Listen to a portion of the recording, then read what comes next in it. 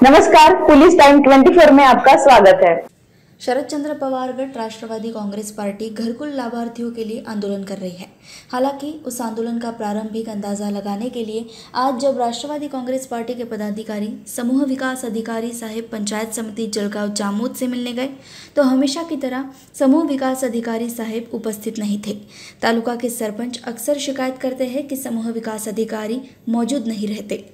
इस समय तालुका अध्यक्ष सबकाल ने आरोप लगाया कि अधिकारियों का बोझ बढ़ गया है और जनप्रतिनिधियों का उन पर कोई नियंत्रण नहीं है।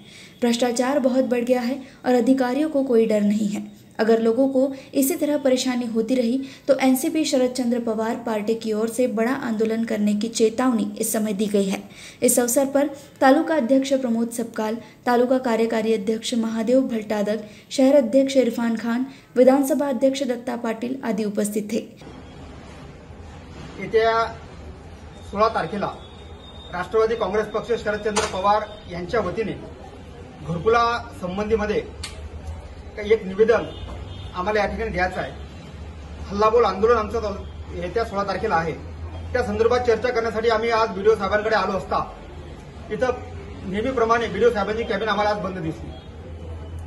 त्यामुळे जळगाव जामोद तालुक्यातील नागरिकांच्या खऱ्या असणाऱ्या समस्या सोडवण्यासाठी अधिकारी इथं हजर नसतात ही वस्तुस्थिती आज पुन्हा एकदा समोर आलेली आहे।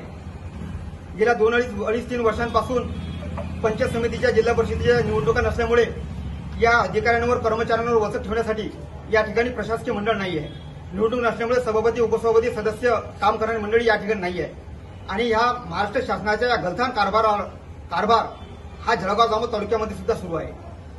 बांधवांनो, या व्हिडिओच्या माध्यमातून आम्हाला एक सांगायचं आहे की मोदी आवास योजना आहे, रमाई आवास योजना आहे, या योजनेचे जे घरकुल आहेत त्या लाभार्थ्यांना त्या घरकुलाचा फक्त एक हप्ता त्या ठिकाणी मिळालेला आहे। परंतु गेल्या 3.5-4 महिन्यांपासून दुसरा हप्ता अद्यापर्यंत शासनाने आतापर्यंत दिलेला नाही आणि त्या संदर्भामध्ये येत्या 16 तारखेला राष्ट्रवादी काँग्रेस पक्ष ताकदीने हल्लाबोल आंदोलन या ठिकाणी करणार आहे।